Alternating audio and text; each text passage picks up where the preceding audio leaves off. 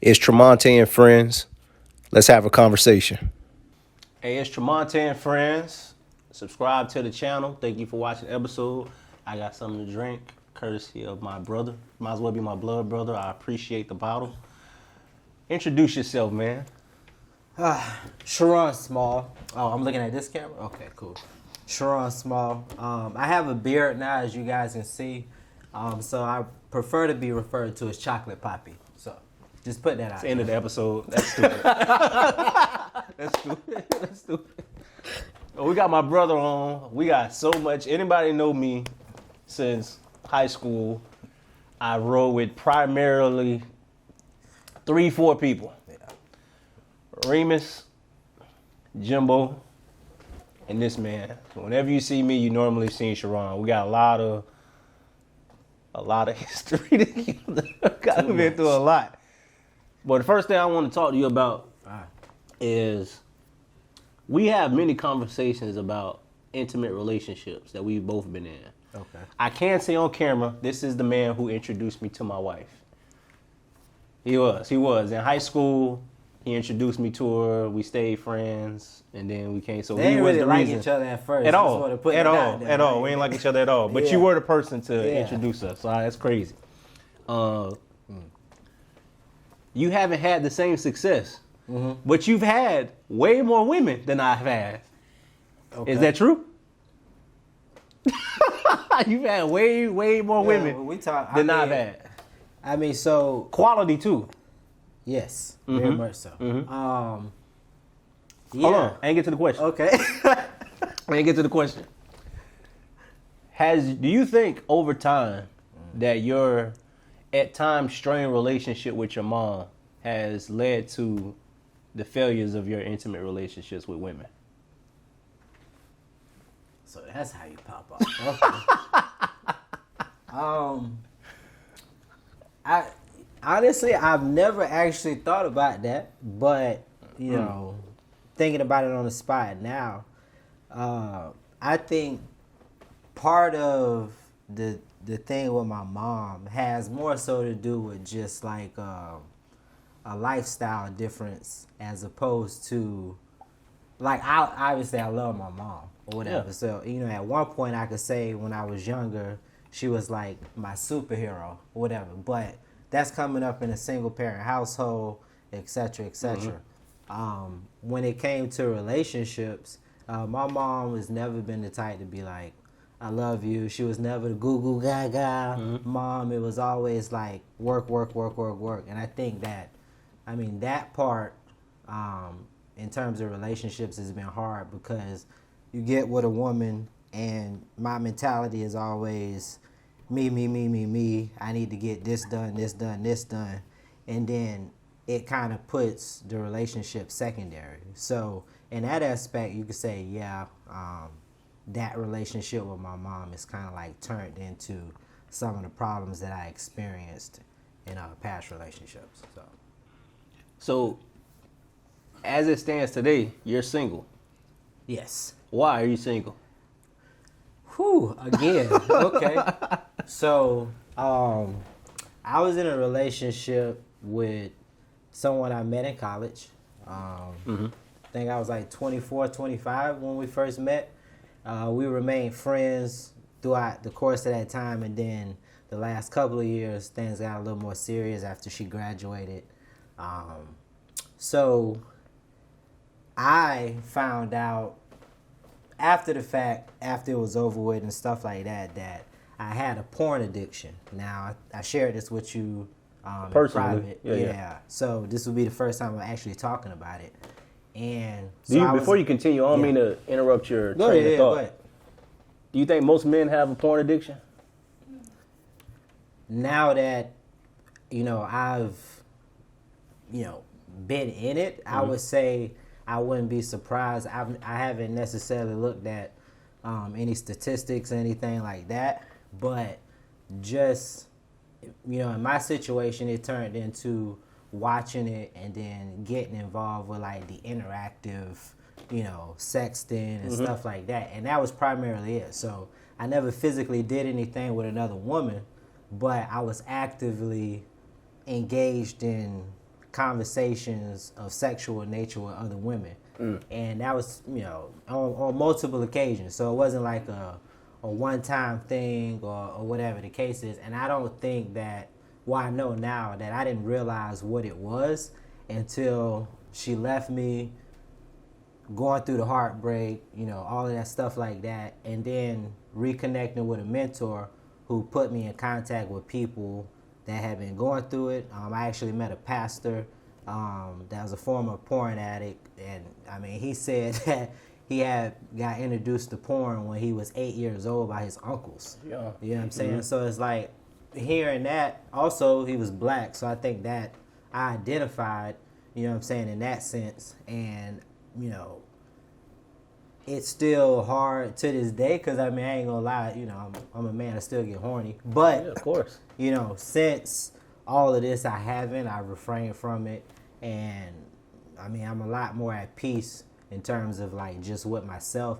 In terms of the relationship, I love her, but I think that's one of those things that over time you just kind of like learn to love a person from a distance. So it's I don't have any animosity. I wish her well, stuff like that. If she called me, I'd be like, yo, what's up? I'm back. But other than that, yeah. How hard is it for you to know that you had like an underlying issue that wasn't addressed while you were in the relationship that kind of, amongst other things, led to the well, failure? that's the part that was, hardest, because like in the beginning, when we first talked, like I was really beating myself up because, by myself, I'm like a bit of a perfectionist or whatever. You know what I'm saying? I get up the same time every day. I eat the same thing I've always been like that. So the level of seriousness that I put into the relationship was real, regardless of how she feel about me in those moments that I had a weakness,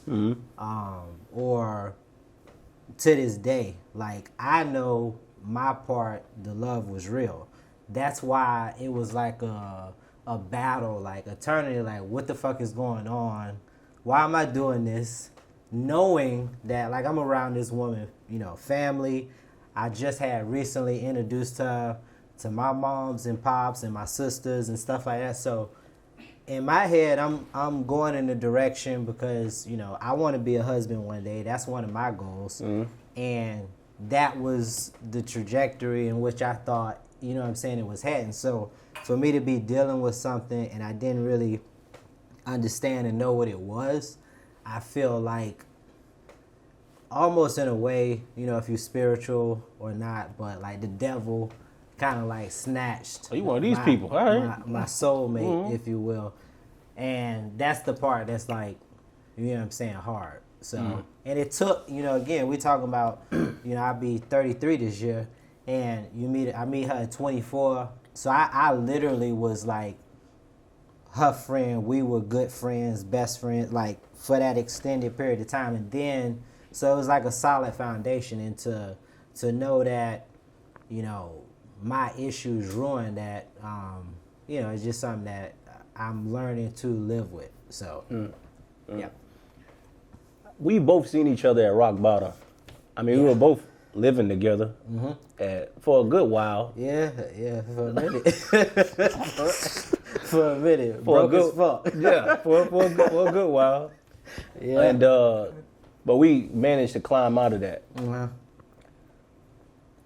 What do you think? Because we used to clash. Yeah. We used to clash a lot when we were younger. Almost went to blows a few times. Yeah, because I think there was a lack of understanding growing up.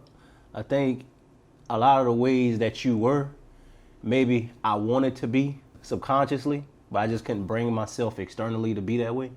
Because I was always the one like the noble one. I was always trying to like do the right thing. Yeah, all that stupid shit. I was trying to do the right thing. I hated it. I was trying to do the right thing.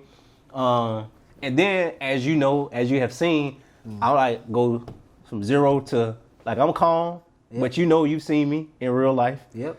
And I think when it comes to me, I was always like poised. It's like I can't really be rattled. And when we have run-ins with people, for lack of a better term, we have times when we are confronting people. Yeah. You would be the more hype person. Very and much I would so. be like, hey man, just chill, just relax, because it's not gonna go how they think it's gonna go. Yeah. Growing as you've grown and you've become a man, what is something that you disliked about me that I used to do that you've come to accept? Like, hey man, that was probably the right thing to do. I'll start. Good. I swear, I tell my wife this. I used to be somebody. I didn't want to make a lot of money. I used to always tell you that. Look, you see how he looking right now? And she'd be like, man, I don't really want to make a lot of money. Just make this much and I'm cool. And you'd be like, you stupid as fuck, man. I'd be like, what's wrong with it? But, you know, as time went on, I was like, I grew up with no money. Why wouldn't I want to maximize as much money as I possibly could get? Yeah. But at the time, I didn't see it, because when you don't have anything, sometimes you can't see beyond that. Yeah.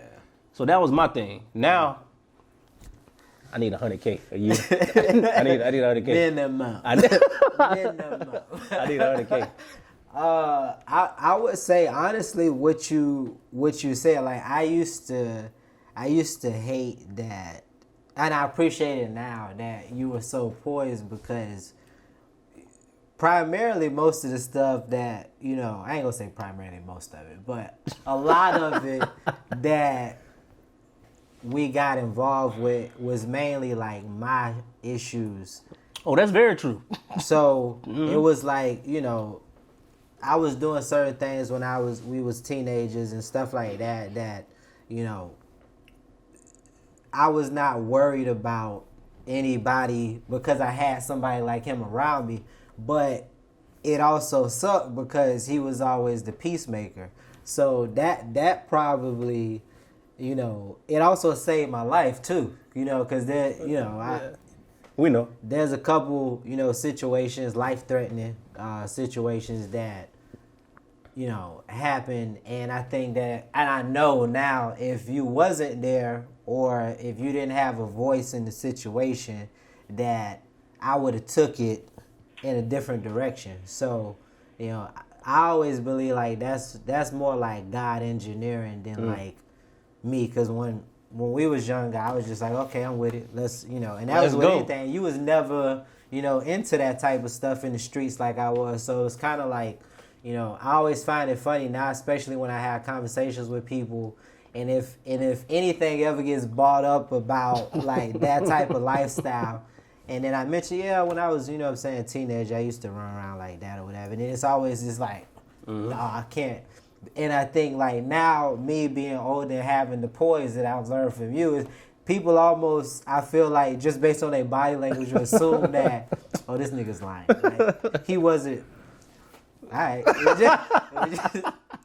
We just, you know what I'm saying? I still got Poppy on speed now. Yeah. So, yeah.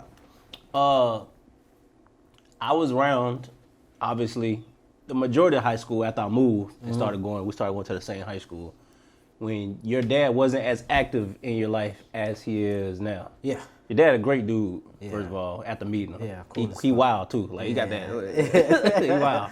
But I seen the effects of when he wasn't there in your life, and then when you started to form a relationship with him. What happened? Because at first y'all clashed. Oh yeah. And I remember those times when y'all clashed. But what happened to where y'all can meet in the middle and come to an understanding of each other? So because you also have sisters. Yeah. So 2 sisters. You know what I'm saying, on my dad's side, and one who I grew up with. So 3 sisters.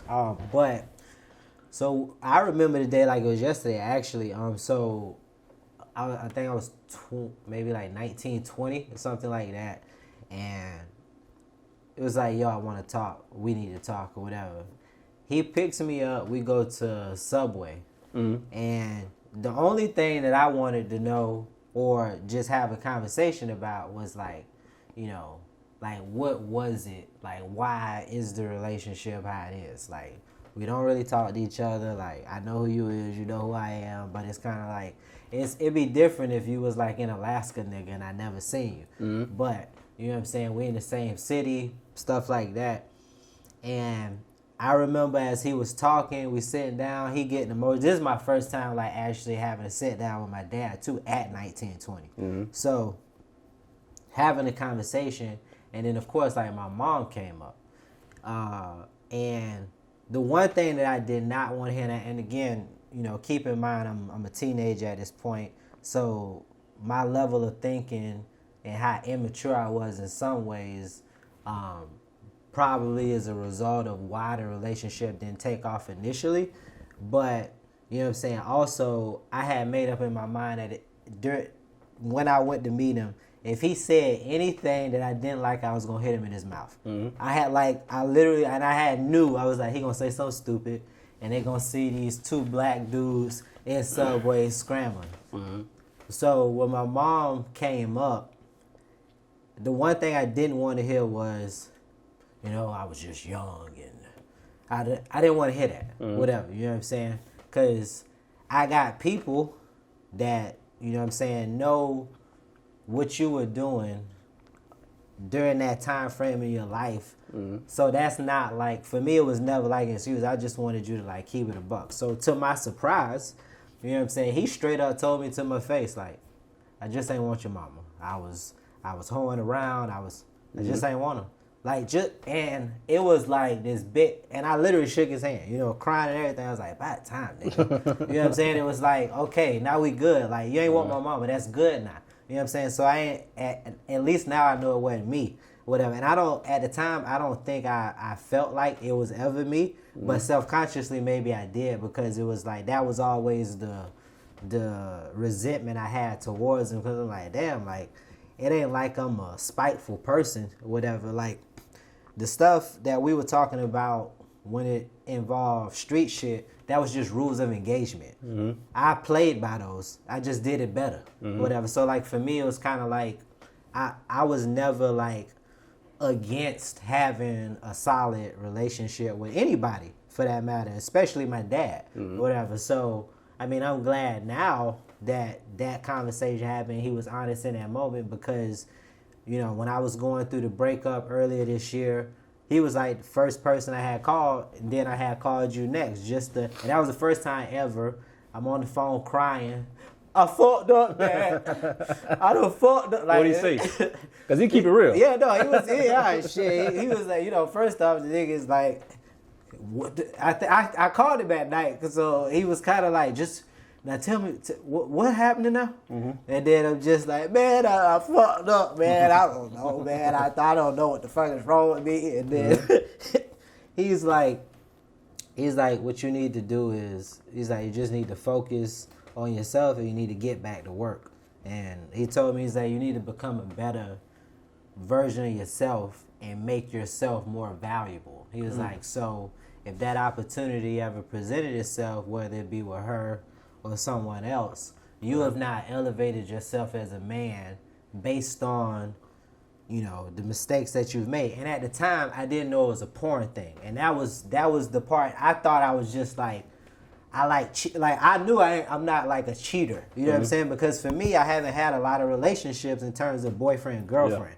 You know what I'm saying? So like, I was always comfortable with the, oh yeah, we date, we sleep, and I was always good with that. But like, this is my first serious relationship, and I waited till 30 years old to get involved in it. So, you know, for some folks, it's just like, oh, well, you know, get over it, whatever. Like, I think it's a lot easier when you're 21 and you went through a heartbreak or whatever. It wasn't shit, whatever, versus you a working adult, you're in a career, and your main objective is to make your girlfriend your wife. I literally told her that like the second date, like, you know, we're dating to get married, right?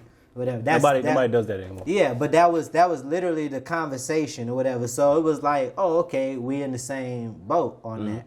And that's why to this day it's still hard, because knowing that I was dealing with something, and still dealing with it. Like I have a prayer that I say every morning. So like for me, it's like it's a constant, you know, do it over and over and over and over again until, you know, your weakness becomes your strength.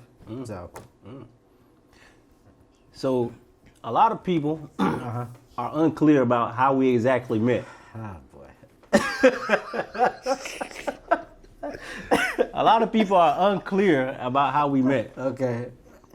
We got two. From your I feel like I. You're just gonna lie. That's what you just gonna lie. But no, go ahead. You can explain to the people why we're so close. Okay, so we had a computer class or something like that together. That's right.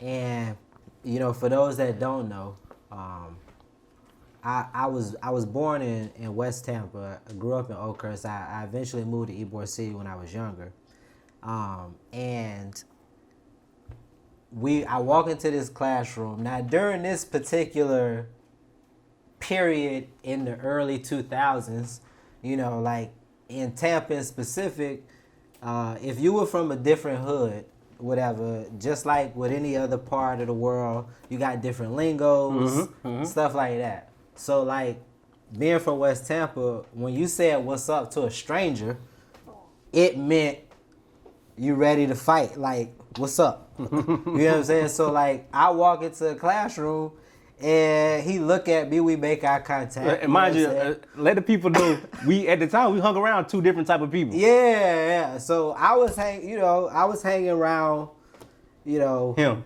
Yeah, I was hanging around, certain dope boys, shit like that, right? Uh-huh. So I walk into the classroom with a dope boy. So he look at me and he say, "What's up?"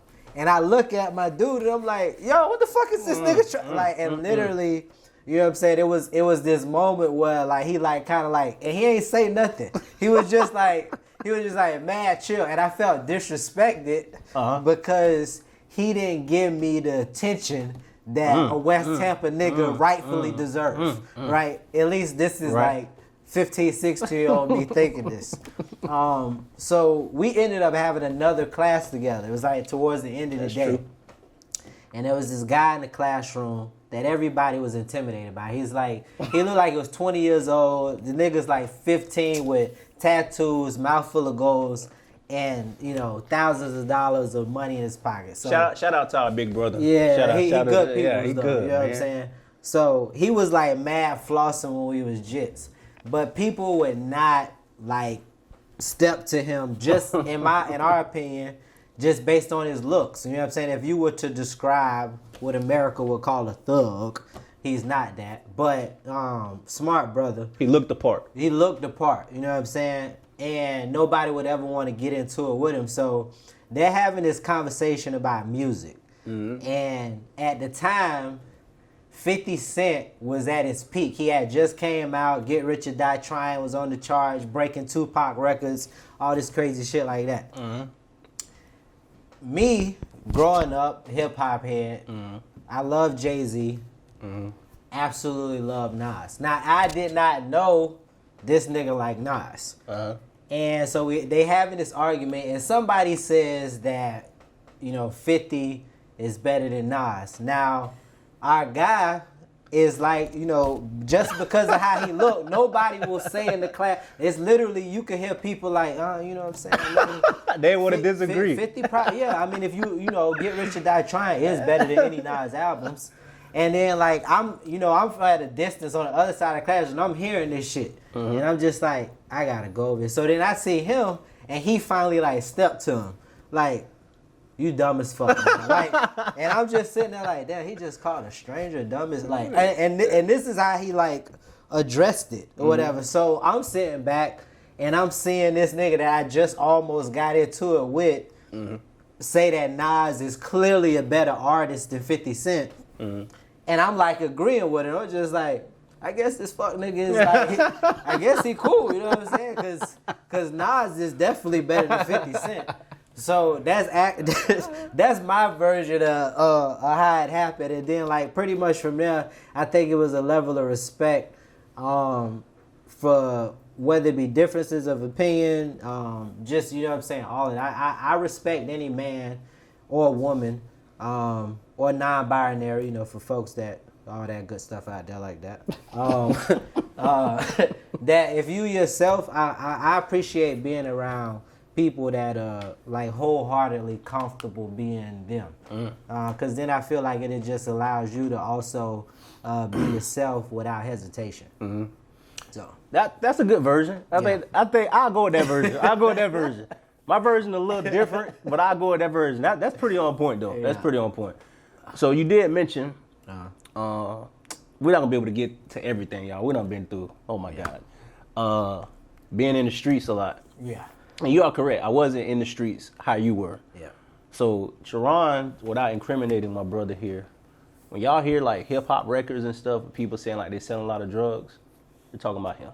He was really, and I'm no liar, he was really out there. He's reformed now, thankfully. Yes. He's reformed now, thankfully. Man. Yeah. So we also end up, I don't think things are by chance. Because we were all running the streets, some to different, varying different degrees. Yep. We grew up, we ran into somebody who was in the streets, more like you than me. I was always the person, if you or him got into something, Yeah. because I like to Yeah. play with weapons a little bit. Yeah. If y'all got into something, y'all would call me. Yeah. Or Jimbo. Shout out to Jimbo. I got to get him on too, my lord. And Sean too. Levi. Yeah. Okay. So Levi, everybody had a different type of relationship with him. Through, I met Levi through Dream. Shout out to Dream. And I introduced him to you and Jimbo, and everybody started forming their own separate relationships with him.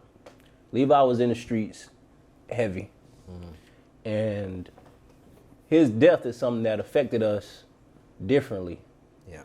Because I remember when I got the call that he died, I remember calling you, as God is my witness, man. I remember calling you, and after your initial, what you mean, the rest of the time you were silent on the phone.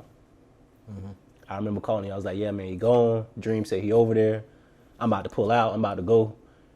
And we didn't talk from that point. I think it was like a week and a half to the wedding. Not the wedding, pardon me. To a week and a half to the funeral.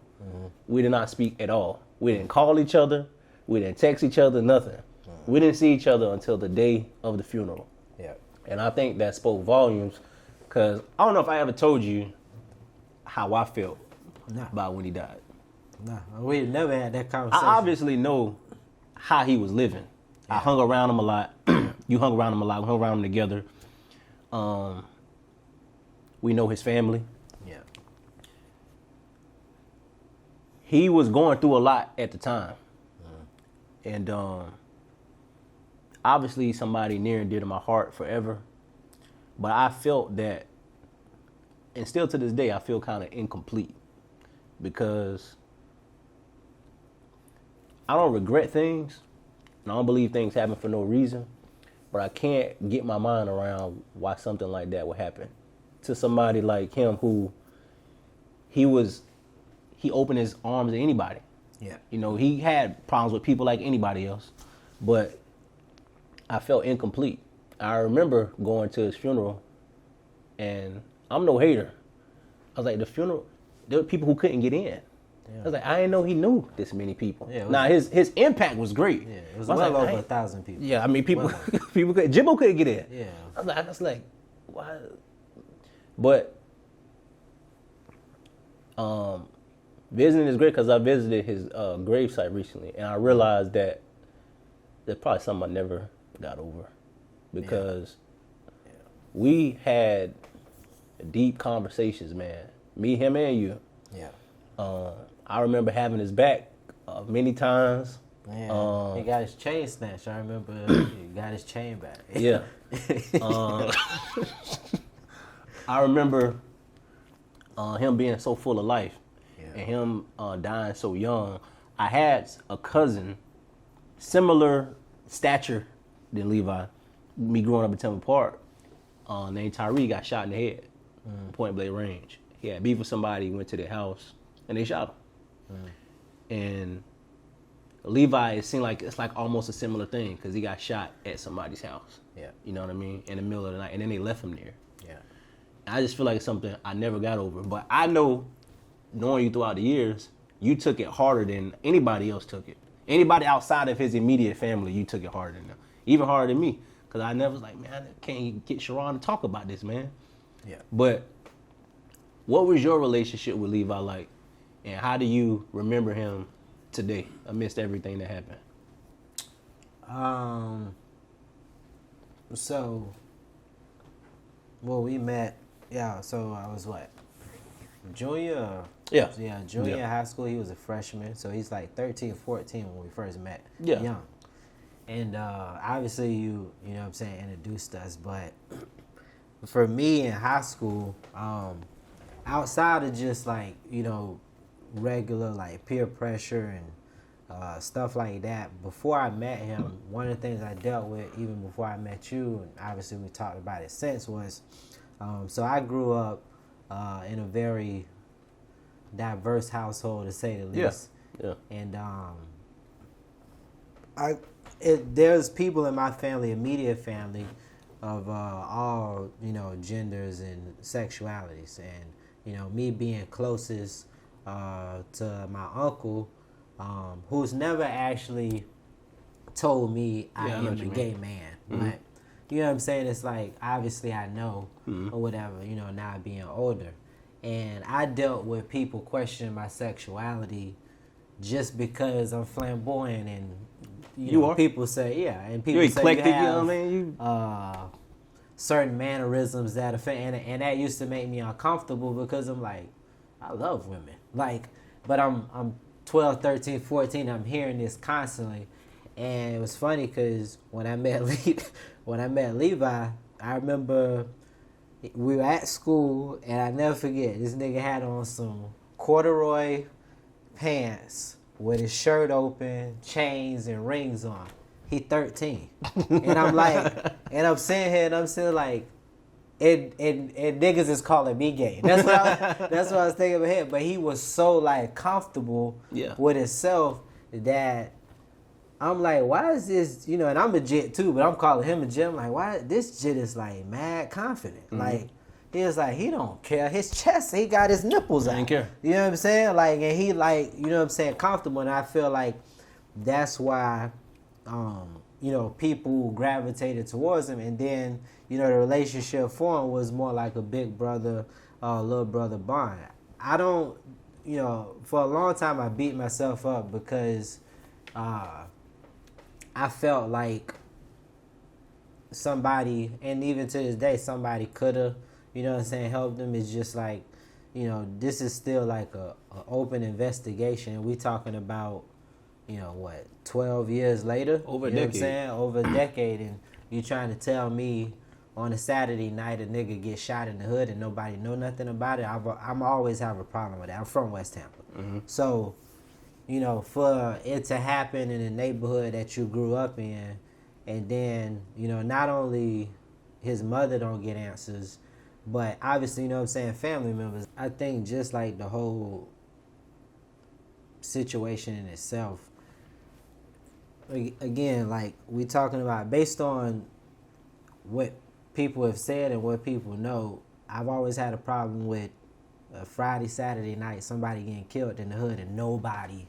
having any answers. Or it's like, his niggas get shot broad daylight and somebody snitching the next morning. So it's just like, it's hard for me to believe with cell phones, and it's just, you know, and I'm from West Tampa, so like that also, you know what I'm saying, always like bothered me, because I'm like, who sleep at a, you know, on a Saturday night in the West? Like, nobody. Like, stop playing. So I think like that, you know what I'm saying, was hard. But even harder was like knowing like the type of stuff that I was doing, and for a long period of time, like wondering if like, because of our relationship, that like influence, even though he was, it wasn't like we ever had a conversation like, yo, let's do this together or anything like that. He was doing his thing. You know, but I was never the type to be like, I understood the, you know, community we was from, you know what I'm saying, and the type of stuff that people do to try to get out of it. So I wasn't like knocking it, you know what I'm saying? Like, yeah, it's countless people in my family that have sold dope and everything else like that. So like, for me to sit up there and be like, oh yeah, you shouldn't do this, and I'm doing it too, giving teenagers or not, you know, for a while it kind of like, it was hard. I remember like after the funeral, I don't think we talked for, it was a couple months. Like, we didn't, you know what I'm saying, we didn't speak. And part of that for me was just, I was actually mad at you that you even told me in the first place or whatever, you know, because part of me was like, I'd rather just hit his shit on the news or something, or something like I, for the person that I'm closest to tell me that somebody else that I'm extremely close to has just been, killed. I also blamed you, and that was I think that was part of why it was so like hard to like have a conversation about it, and then as you said, like a person that's like so full of life, and I want people to understand, like, just because like you in the streets and you doing whatever, don't make you gangster or whatever. So there's people that I know that were doing it primarily as a way to try to feed their family. And we could have the argument, is it immoral or whatever? I don't really care for that kind of talk, because I feel like people that's having that conversation is speaking from a privileged perspective anyway. But, that was just like what was going on there. And I'm not saying that that's the way you should raise your kids or you should encourage that type of behavior, but that's just the reality of the world. Certain parts of the world, it's jungles, and it is what it is. You also one of them people who have a big chip on your shoulder, because you went from sleeping in your car to modeling and being a blackjack dealer at the casino and all that stuff.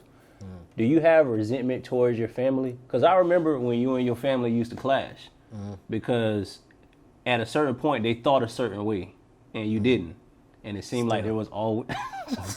Is that? But do you have resentment towards them, or do you think they have resentment towards you, or envy, or jealousy? I don't. Honestly, I don't know, and I don't care. But thank God for not caring, because I think if I did, I wouldn't be like in a mental space, that I am now. Like I said, like when we spoke about my mom, like any decision that you make as an adult, whatever, regardless of your relationship, that's like, there's consequences, reactions to everything. So if you do something, if you say something, a lot of times people, they'll say, oh, well, it's my mom, so it's okay. Disrespect is disrespect. Like, that's a conversation people are uncomfortable with, but it does not mean that because I have a different opinion than my parent that I don't love or respect you. It's just like, that's just what it is. It's just a disagreement. So I think that's hard for some people to just deal with. Like, I'm comfortable with you being Republican and you being Democrat. I like you being Jew and you being Christian. Like, I'm good with it, whatever. So I don't ever feel like it's jealousy or envy. I just feel like I've always been, without question, naturally ambitious or whatever. Now, having a relationship with my father now is funny because he has his own business, and so I see his work ethic, and it makes me proud, because I'm like, okay, well, clearly it's a genetic thing or something, because at 50 years old, he like a machine, getting up every day 5 a.m., working like, so like for me, I just feel like that's just how I am. And if you decide that you don't want to maximize your potential, whatever that is, whatever you're trying to be and want to do, and you're not doing it to the best of your ability, that's you cutting yourself short. But if we, crossing paths and somehow my energy bothers you, then, there's always a detour. You feel like you too hard on yourself at times? Yeah, all the time. I mean, because you set lofty goals for yourself. Yeah, I think most people would say like, like unrealistic and, stuff like that. But, like 3, 4, maybe 5 years ago, when I first even mentioned like acting and modeling, and I remember like, kind of like some of the looks, I get like, okay. And then, a few years later, having the opportunities that I've had, being paid, for it, stuff like that. So, I mean, it's not like one of those things that sound like cocky. I just feel like people want you to like say you're not great or you don't believe in yourself, but then it's like, who the fuck else gonna cheer for me if I ain't got me? So that's kind of like the problem that I've like had with people. Like it's like, look, if you're not cheering for yourself, that's fine. But I pat Sherron on the back. So if you don't want to, that's cool. I'm not, and a lot of times I've had trouble patting myself on the back because I'm so focused on the next thing. And on a side note, that's one of the things that was also hard dealing with the breakup, because that's one of the things I appreciated about her was like, she would be like, hey, yo, like, you smashed these goals for the week. Let's go out. And, you know what I'm saying? Like, so it's like always the constant, let me work. And, now I'm learning to kind of like take a breather and then, enjoy myself. So, I do that more now than I have in recent times. How has the global pandemic affected you emotionally? I obviously know about the casino. I remember the call. I remember the call. You called me on FaceTime, and you was like, "Hey man, this crazy." He's like, "Hey, this crazy." I'm like, "What happened?" I didn't know how serious the pandemic was until the casino closed. Yeah. No, look. The casino never closes. Ever. When the casino closed, I seen it in the news. Yeah. Now, first I was like, "Dang, what's Sherron gonna do?" But I didn't think nothing of it. I was like, maybe just closing down a section of the casino. Yeah. And you called me. You was like, "Man, this unemployment tripping, man. I got to get back to work." Yeah, man. Yeah. Well, first off, so right when that happened is also when the breakup happened. March or April? It was the end of March. Okay. Whatever, because I seen you, like, she dumped me on a Friday. I saw you that Saturday. Whatever. That's true. We didn't really go into depth about it because I was still in shock, but the only reason I had came here was because I just wanted to be around somebody, because I was like, my mind was like, I didn't sleep. I had some Visine. When I came here, I popped them in and make it seem like, but I was like really emotionally like messed up. So it had felt good to just like be around a familiar face, because honestly, I don't really know how I would have reacted. And I should say this, that during the pandemic, one of the things that I did do was I started like writing in my prayer journal and stuff like that, something that I had got away from. And like for the first 2 months or so, I would wake up, I would like be crying, one, because I like being around people, so that was like hard. I'm also dealing with a breakup. I'm also dealing with an addiction, so it's like all this stuff like at once, and a lot of it is foreign to me. So I would actually run Bayshore like every morning. I did this for first 2 months of the pandemic, and I actually bumped into really close best friend of mine named Jalissa. She was actually with a friend on Bayshore, and at that time was probably when it was like the absolute hardest, because I didn't know which way emotionally, like because I was all over the place. And as we crossing paths, like this is my first time like actually making contact with somebody since the pandemic like started, because I was in the house to myself, wasn't talking to nobody. And the first thing she was like, "Oh my gosh, how are you doing?" And now this is we close friends, but I didn't even talk to, her. So like to hear somebody ask me how I was doing, knowing how fucked up I was just like, and then when she hugged me, walked off and thought nothing of it. That whole week, she asked me like, "Hey, so, how's you and the girlfriend?" So that's when I finally like told her. She literally would text me and say, "Look, I'm praying for you." Like every day, she would like, "I just want to make sure you like, you good," and actually got me back into going to church on a regular. So I think that, it was a collective effort, because I was like depressed and, and I know that's the first time for me that I've ever actually felt, even with the Levi thing. I think with Levi I was angry or whatever. With this, like dealing with a pandemic, not being able to be around people, being a people person, dealing with a breakup, you know what I'm saying? All the emotions that come with that, missing her, being confused, and just having like, even you, I remember you sent me something you had said, and it was random because I was literally crying when I got the text and you sent me this. You was like, "Hey man, don't let nobody make you feel bad for making a mistake. Like, be you."